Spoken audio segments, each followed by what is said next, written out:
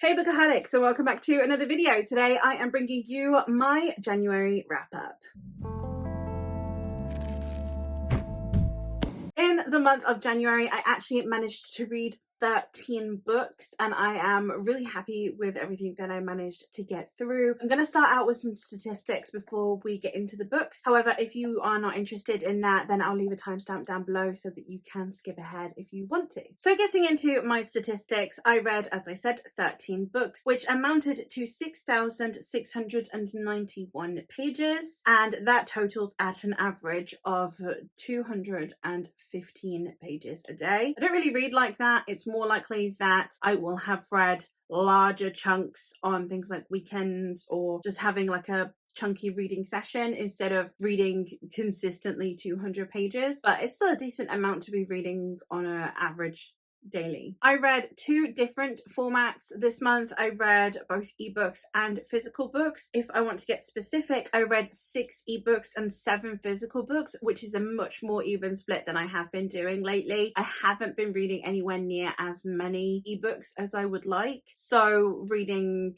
this suddenly this many, like almost half of my reading being digital, is interesting. As to the age ranges, there is only one. I have only read adult books this month. That's quite normal for me lately. I haven't really had much of a variant in it. I have even considered it not being the statistic that I track at this point, because it's so rare that it would just be, I would occasionally mention, oh, by the way, I also read a young adult book. But for now I'll keep it, but I think if I have a couple more months where it's just all adult books, then I will probably consider removing that statistic. My average star rating for this month is 3.8, which is fine. It's not the best, it's not the worst. And if I'm going to break that down, I DNF'd 0 books. I gave 0 books 1 star. I gave 1 book 2 stars, 1 book 3 stars. I gave 10 books 4 stars and 1 book 5 stars. So the distribution there is strange, but a lot of 4 stars this month. So a decently solid reading month. Getting into who is publishing these books, I have 4 self-published books and 9 traditionally published books. That is a proportionality I can definitely get on board with. I'm pretty happy with that. I read most of my indie books digitally, so I think me just having that higher amount of digital books has really benefited me when it comes to getting around to some indie works this month. Getting into the genres, I read 4 different genres. I read 1 literary fiction novel, 1 historical fiction novel, 1 magical realism novel, and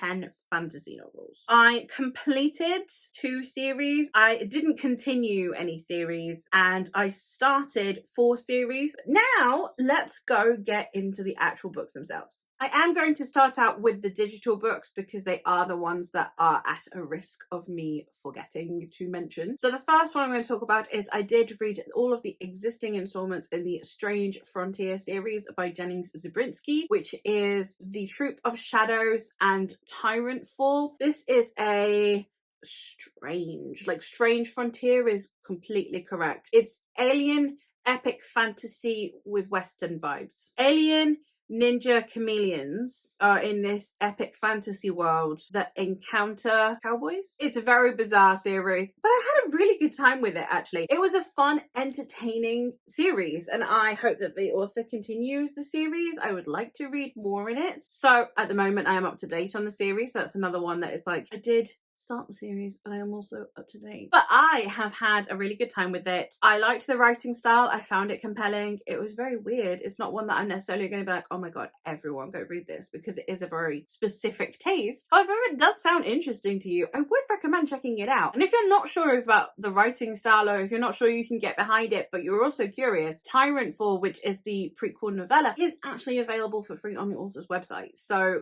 if you want to sample it, I would recommend. Like, it was a good time. I don't know who to recommend it to because it's so weird, so I'll leave that to you. As for a series that I did conclude, that was the Keeper Chronicles series by J.A. Andrews. I read books 2 and 3, which is Pursuit of Shadows and Siege of Shadows. This series starts with a man named Alaric whose wife is dying, and Alaric used to be a keeper, which are some of the most well-regarded pillars of this society. They have the ear of the queen, they are scholars, they are almost like a council, and he was a very well-regarded keeper. However, he cast all of that that aside so he could go and search for any means possible to save his wife. Then along the way, he discovers that there is an artifact that genuinely could save his wife's life. However, it's a difficult item to get to, so he is joined by a group of people who will help him, but they all actually have their own motivations and intentions for this item. It's very D&D, it's a very light read, it's very compulsively readable. I read both of the last two books very quickly. I definitely enjoyed the series progression, even though I think that book one, now with hindsight, is probably one of the more solid installments. I actually only rated that one 3 stars and rated the others 4 stars because I found that I just got more into the world and got more accustomed to the style of writing, to the characters, and because I was more immersed, I was having a better time with it. It is, as I said, very D&D. It does have a very light and airy writing style that makes it very easy to get through. So I would highly recommend if you're looking for just a really fun fantasy series to get through. I should have binge read it back when I read book one because it is a very bingeable series and it was a fun time. The next one that I'm going to talk about is I started the Memory, Sorrow and Thorn series by Tad Williams. I have owned books 2 and 3 of this series for my eldest child's entire life, so almost 9 years. I have owned books 2 and 3, but I could not get books 1 or 4 because at the time I couldn't find anywhere that was selling them like new and getting sent secondhand. Like you don't have the option out here for some reason, I guess because it's too expensive for third-party sellers, etc. So I couldn't find it. So I've had like family just trying to find the other books in this series. Apparently now the Broken Binding have them, but I bought the ebook. So when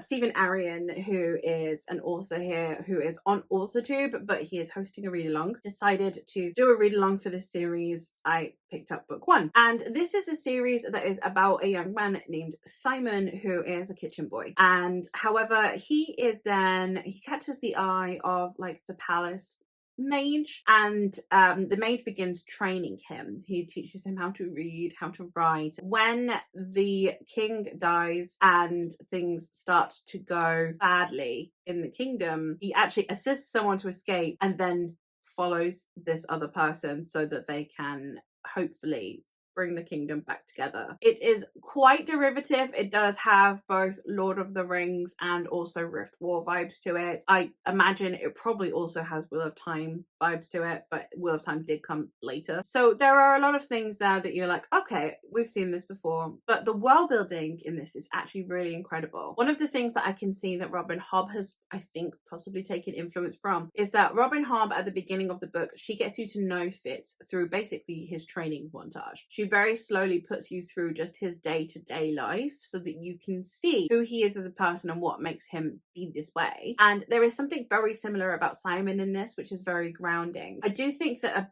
bit of Simon was a little bit of a male self-insert, so I think that potentially men would enjoy this more than women. And I don't mean that in like because women are from Venus and men are from Mars, but because it is very much like male insert aspects at times, because I do feel like Simon's character could have been more fleshed out, and I do think that it is more so that you can do the self-insert. So fair enough, but obviously that then was less engaging to me. It just meant that I had kind of a blandish character that I was following at times. I do believe from the reviews I have seen that Simon does improve as a character to follow later on. So I am excited to continue, and as I said, the world building was absolutely incredible, and the writing style it's not easy, but it is a very engaging writing style. The intrigue was definitely there. I was very content to continue reading. So it was a good start to a series. I gave it 4 stars. I am looking forward to continuing on with the series, but now sadly for that means that the book 2 has more expectations on it because it kind of needs to pick up on the things I found a bit deficient in the first book. But I am really excited. I'm also really excited for the live show that's going to be happening on February 9th so that I can like see everyone else's opinions and chat with people. So I'm really looking forward to it, and I'm really looking forward to the next book. But there is a little tiny bit of a caveat going on at the moment. And the last digital book that I read was Wild and Wicked Things by Francesca May. I was doing a Great Gatsby kind of reading week. I will get into other books in a moment, but this is the only digital one that I had for that week. And it was a good time. I think that it was a little bit too impersonal for me. I ended up giving this book 3 stars. It was good. The writing style was beautiful. It was a very lovely writing style. The setting was very interesting because you did have like this 1920s jazz age meeting the kind of witchy vibes. I think a couple of the problems that I had, one is that the witchy vibes and the 1920s vibes, they didn't mesh very well. They did, like, the witchy vibes still felt very Salem, and then the 1920s felt very 1920s, and when the two would meet, it didn't feel quite as organic as I would have liked. So it basically meant that the 1920s bit, aside from cursory mentions, would kind of take a back seat at times when the two would converge. I also found that as I said, the characters felt very impersonal. It was you were being told about these characters, but you weren't among them, you weren't down on the ground. But there was a lot of it that depended on emotional investment, which meant that I was supposed to be feeling like very strongly about these characters, but I'm only supposed to be feeling that from this distance, and I wanted to connect more with the characters, and it was a narrative choice. I don't think that it was like deliberately cold or aloof. It was just the writing style choices that were used. However, it just didn't necessarily appeal to me in the way that I would have liked. So the plot of it, the writing style, the characterization was all really good, but it wasn't personal enough for me, and I would have liked there to be a more organic infusion of the witchy and 1920s aesthetics. Continuing on through my Gatsby books, I also read Chosen and the Beautiful by Nevo. This is the same story, essentially, as The Great Gatsby, but it is told through the perspective of Jordan Baker, who is a character that exists in The Great Gatsby. She is the girlfriend of the narrator. However, in this story, in fact, Jordan is gay and she is Asian. And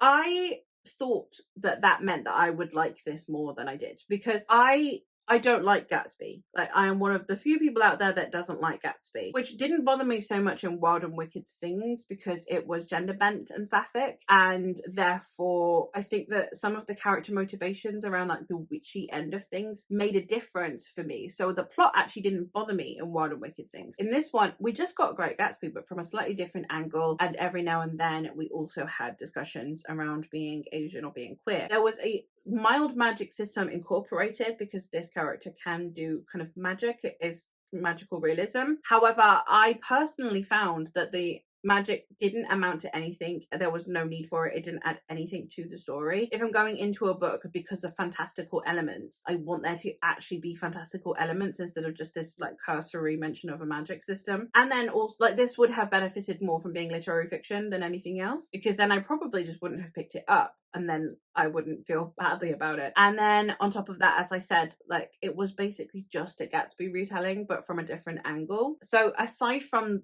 the important discussions that were occasionally sprinkled in, I didn't feel like this did enough for it to have changed my experience when reading Gatsby. Like, I feel like I could have just read Gatsby, and I don't want to read Gatsby. So this was partly the book, partly me. So this one ended up getting 2 stars, and I'm very sad about it. And the last book that I read on my Gatsby week was I read Rules of Civility by Amor Towles. This is not a Gatsby retelling, but it is about rich culture and the class divide, and about this very charismatic rich person who kind of takes under their wing someone who is not quite so wealthy. And in this case, we are in a jazz bar in 1937 when a young woman who is kind of done with her lot meets a wealthy man, and they become friends over the course of a few years. The story opens up with her in a museum in a photograph exhibit, compares photos of a man who is very rich and looking prosperous, and then a year later where he looks very ragged and he looks malnourished. And it is what actually happened over the course of this year that led from his wealth to his downfall, and we get to see it from her perspective. And it was a very interesting story. I like Amor Towles' writing.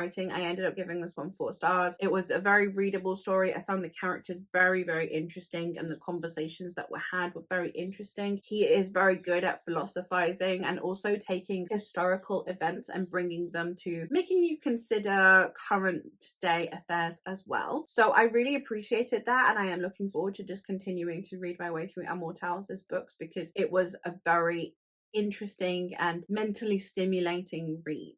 From my Spanish jar, I ended up pulling out this absolute mammoth of a book, which is Los Asesinos del Emperador by Santiago Posteguillo. This is the first book in the Trajano series, which details the life of Trajan, who was a Hispanic emperor. So he was from Hispania, which is not Latin America, but from the Iberian Peninsula back in the Roman rule where it was called Hispania. And he was from Hispania, and then he managed to work his way up all the way to becoming eventually an emperor. And this is his story. And this is the first part of the story, and it is about an assassination attempt on a different emperor and the political turmoil that comes with that. And it was very compulsively readable. I can't believe that I actually managed to read this in like just over a week, because it was a very, very readable book. One of the things that I really appreciate about Santiago Posteguillo is that he does write these very intense, very dense books, but he does it in a way that is still very, very approachable, very readable. So the content is dense, but the way he's writing it makes it not so convoluted. It's got short chapters, it's got approachable language. The glossary is very accessible, which makes it easy for you to understand any terminology you might not know. It also provides you with things like timelines of emperors. So if then it mentions an emperor, it gives you an idea of how far back we're talking. So it's like, oh, you know, when we were under Nero's rule, it's like, okay, how far back is that? Are we talking like grandparents? Are we talking like, because sometimes you'd have an emperor who was only emperor for like 3 years, and then sometimes you'd have an emperor who was an emperor for 20 years. How long ago are we talking? So it gives you dates, it gives you lots of information. So it's also got a lot to be able to really, really help situate you. At the same time, for people who do know their way around the Roman Empire, they don't have to keep being taken out of the story every 6 seconds to have someone explain the entirety of the Roman Empire to someone that already knows it. So I found it was a very, very well written story, and it was very concise, despite the fact that it is so massive. It's over, I think it's like 1,200 pages in total, but it was very readable, so I have no complaints. Moving on to another book that I read. These are in no order, literally no order. It's just me picking stuff off of piles. But reading this has completely revolutionized life for me, because I read Elantris by Brandon Sanderson. This is Brandon Sanderson's first published work. Anyone who knows me will know that I was not the biggest fan of Mistborn. I didn't hate Mistborn, but I wasn't the biggest fan. I was a bit confused about everyone's love of Mistborn. I had problems with it. I'm not going to get into a review of Mistborn right now. But so I ended up giving it 3 stars. Like, I liked it. It was fine. So when I compiled a list of how to go about getting into the Cosmere, people recommended that if you can handle it, if it's to your liking, start with Elantris this time. So that's what I did. I was like, okay, well, I'll start with Elantris and see how it goes. So I picked up Elantris. This is my only 5-star read of the month. I had so many people the first time I picked up Sanderson being like, I'll start with Mistborn because Elantris is a bit much. It's not his best written. I absolutely loved this. Like, I am way more excited to be getting into the Cosmere. So much more excited for Stormlight now that I know that Sanderson's world building can look like this, and that his character work can be like this. I was so happy, because one of the things for me about Mistborn is that the only thing that really, really, really truly engaged me was the magic system. This one also had a great magic system. So it's got an amazing magic system. One of the most interesting pieces of world building I have seen in a long time, with some awesome character work to boot. Like, this was an amazing book. I am so confused about why so many people are like, oh, Elantris isn't his best. I had a great time. This is the story of a place where it used to be ruled over by these almost magical beings known as the Elantrians. They would get kind of this magical ability, and they could live forever, and they had this kind of like silvery skin, and they had magical abilities. However, then a almost like curse fell upon the city of Elantris where these people resided, and also its people, where now they have become kind of husks of themselves, living forever, but not being able to eat, and not being able to die of hunger, not being able to heal themselves. So it means that if you stub your toe, you are going to feel that pain forever. So much so that the pain and the hunger ends up driving people insane. We're following it from the perspective of a young man who woke up one day with this his curse and was sent to Elantris, and also his would-be bride, who now is married to a dead man and is trying to fix things within the city-state in which he was residing before he got cast off to Elantris. We have just so much about people overcoming the odds and trying to band together and bring together hope, and the importance of just people all collaborating together in such a fantastic way. I had an amazing time with this book, and I am now so much more excited for the Cosmere. And the last thing that I ended up reading was The Echoes of the Fall by Adrian Tchaikovsky. This is actually my first foray into reading Adrian Tchaikovsky, which I'm fairly certain is like a criminal offense or something at this point, because this man has so many works out. Like he is almost as prolific, if not even more prolific, than Sanderson at this point. Like he has just so many works out. And this was my first foray into his works. This is a series I ended up giving all 4 books 4 stars. I had a really good time with them. They are following a young woman named Manier, who is anomalous because she is the daughter of both the Wolf Chief and the Tigress Queen. Now, we're in a world of shifters where people can shift their form. However, Manier is unusual because she can shift into both wolf and tiger. So we now have her, as her father is going to try and incorporate her into his plans to try and take over the entire continent. It was a very volatile and violent start. There was a lot of misogyny, a lot of, like, you know, there's casual mentions of sexual assault, so it's not an easy series to get into. However, one of the things that I really appreciated is that, because obviously we start out in the wolf culture, I really liked the fact that we have different cultures have different values. So we're in the wolf culture, and it very much has that like almost werewolf stereotype of just this like unchecked aggression, and then, you know, claiming women like property was there. But then as we continue to move around the world, the different cultures of the different societies were absolutely fascinating. And you could see that Tchaikovsky had taken the time to investigate the animal, to see what the society of the animal in question is like, so that he can root it in the animal and then create an entire culture around it. So the world building was absolutely impeccable. Manier took a little while for me to warm up to. She was a little bit bland at the start. She actually reminded me a little bit of the protagonist of the Inheritance series by N.K. Jemisin, where she also took me a while to get used to. It was kind of the same thing. I needed a little bit of warming up, you know, just needed to put her in the microwave for a few minutes and then it was fine. So once we were there, it was great. And the series did continue to improve, but not quite so much so that I was like, oh, this final one's a 5-star read. They were all just very solidly within the spectrum of 4 stars. This one being like a dead on 4 stars, and the last one being like a solid 4.5, 4.75. And I would highly recommend checking them out if you are interested in a new take on shifters, because obviously shifters have been almost entirely commandeered by the fantasy romance sphere or horror. So having like epic fantasy shifters and done in such an interesting way, and it being so integral to the narrative, to the characters, and to the world building was a really, really, really refreshing take. But there you have it. Those are all 13 books that I ended up reading in the month of January. Let me know your thoughts on any of these, if you've read any of them, if you agree or disagree with me. Also, any recommendations that you have based on things that I have or have not enjoyed from this, I would also appreciate. That is all from me for today, so thank you ever so much for watching, and I'll catch you in another one soon. Bye!